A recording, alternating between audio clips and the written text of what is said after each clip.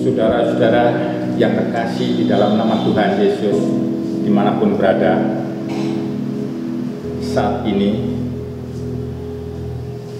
saya percaya saudara semua dalam keadaan baik dan terberkati. Dan renungan firman Tuhan yang akan sama-sama kita dengar pada pagi hari ini, kami diberikan tema meningkatkan kewaspadaan. Meningkatkan kewaspadaan. Kenapa kita harus meningkatkan kewaspadaan pada akhir-akhir ini? Karena kita masih berada di dalam dunia yang kita tempati ini, menurut firman Tuhan, dalam keadaan gelap, di mana iblis yang berkuasa, yang digambarkan iblis itu sebagai pemegang pemerintah dunia kegelapan, juga dunia yang kita tempati sekarang ini, yang sedang menuju kehancuran. Tambah lama bukan tambah baik. Kondisi dan situasi sekarang ini menurut firman Tuhan adalah awal dari kehancuran. Awal dari kehancuran. Tapi kita sebagai orang-orang percaya, semua adalah kendali daripada Tuhan. Apa perintah Tuhan untuk kita sebagai anak-anak Tuhan?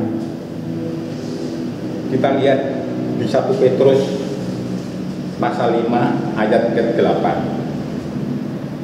Sadarlah dan berjaga-jaga. Lawan musuh iblis berjalan keliling sama seperti singa yang mengaum-ngaum dan mencari orang yang dapat ditelannya. Saudara, ada dua perintah daripada Tuhan dalam kondisi dan keadaan sekarang ini.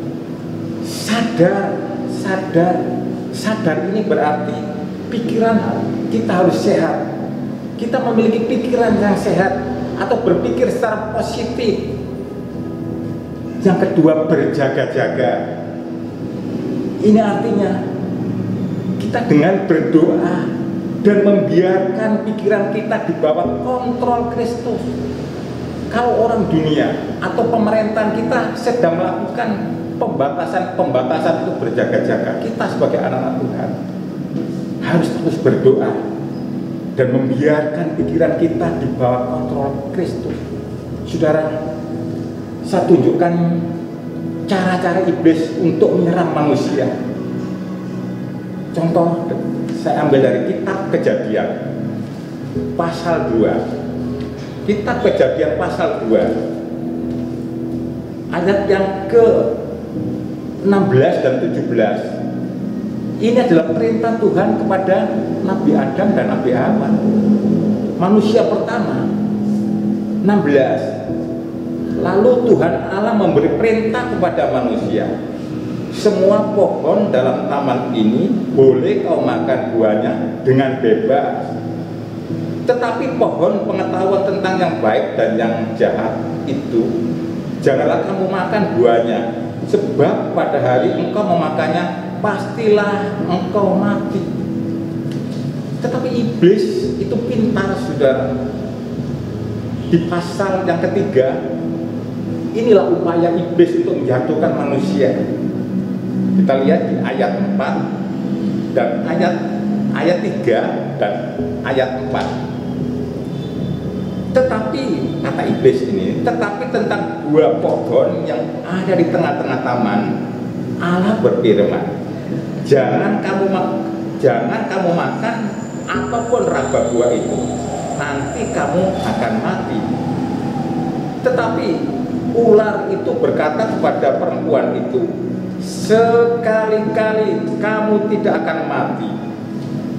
Bukankah kalimat sekali-kali ini sering kita gunakan untuk membenarkan aktivitas kita sehari-hari? Saudara, barangkali saudara dan saya sering mengucapkan, alah, sekali-kali tidak beribadah kan tidak apa-apa, sekali-kali tidak berdoa kan tidak apa-apa, sekali-kali tidak membaca Alkitab kan tidak apa-apa. Juga tidak ada yang melihat. Inilah upaya pembenaran hati kita, pikiran kita. Inilah akal daripada iblis untuk menjatuhkan manusia. Memang yang diserang oleh iblis itu hati dan pikiran kita. Jadi kita sebagai orang-orang yang beriman akan menjadi lemah. Iman kita akan menjadi ragu, akan menjadi bimbang, bahkan ketakutan di dalam menghadapi setiap perubahan dunia ini. Saudara, cara yang kedua iblis untuk menyerang manusia bisa merubah wujud atau menjelma menjadi orang baik, cantik, pintar, dan lain-lain, tetapi hati dan pikirannya jahat atau diisi kepalsuan. Ingat, iblis itu pernah menjadi malaikat terang. Inilah cara yang kedua iblis untuk menjatuhkan manusia, untuk menyerang manusia. Saudara, yang ketiga, sengaja membelokkan atau mensalah tafsirkan ayat-ayat Alkitab. Ini yang lebih fatal, saudara. Memutarbalikkan fakta melalui filsafat dunia, pernyataan-pernyataan orang bijak yang membuat manusia sulit untuk membedakan mana yang boleh dan mana yang tidak boleh, mana yang benar dan mana yang salah. Jadi perbedaan antara benar dan salah dibuat setipis demikian karena iblis ingin merampas manusia. Saudara, orang-orang dunia tidak akan dirampas, tidak akan diserang, tetapi yang banyak diserang adalah anak-anak Tuhan, karena untuk melemahkan hati daripada manusia, hati dan pikiran dari manusia, sehingga mereka akan memperbanyak teman gitu. Cara ketiga, cara untuk melawan, saya berikan contoh, saudara-saudara. Kita ambil dari kitab Yakobus. Kitab Yakobus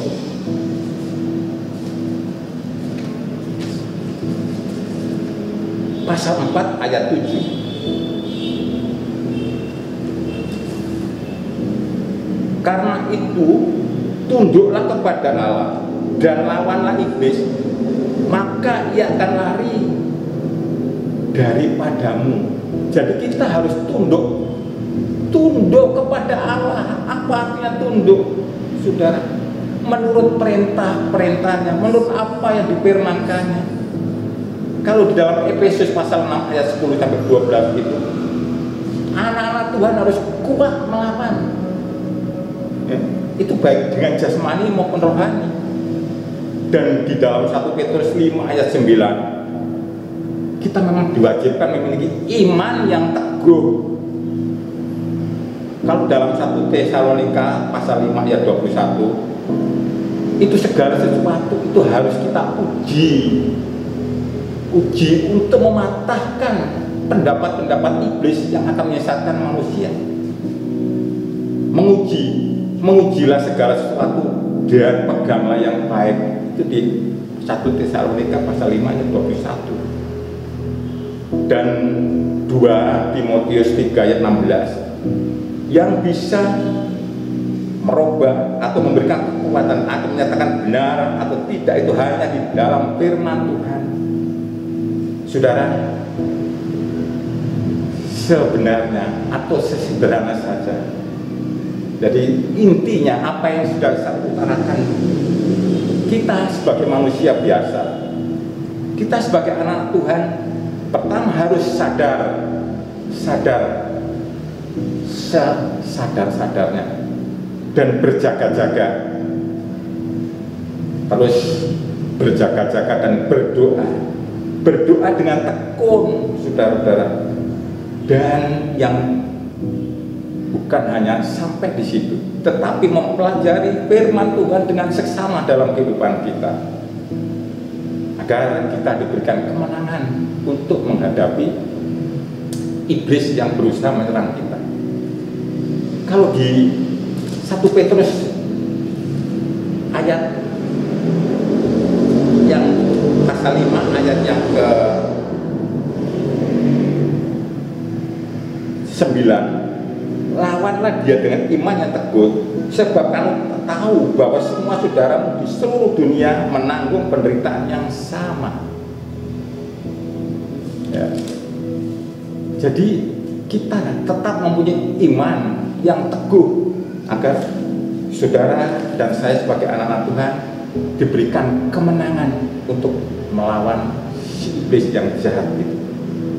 Saudara, sudahkah kita berdoa dan tekun? Dan mari kita belajar firman Tuhan dengan seksama dalam kehidupan kita, sehingga kita diberikan kemenangan untuk menghadapi si iblis yang hari-hari ini, kalau dikatakan di pasal 5, 1 Petrus pasal 5 ayat yang ke-8 tadi, sedang mengaum-ngaum dengan suaranya yang akan menelan anak-anak Tuhan terutama. Itulah yang bisa kami sampaikan. Firman Tuhan yang perlu kita renungkan saat ini, agar kita dimampukan untuk menjadi anak-anak Tuhan pemenang di dalam situasi dan kondisi seperti sekarang ini. Tuhan Yesus memberkati.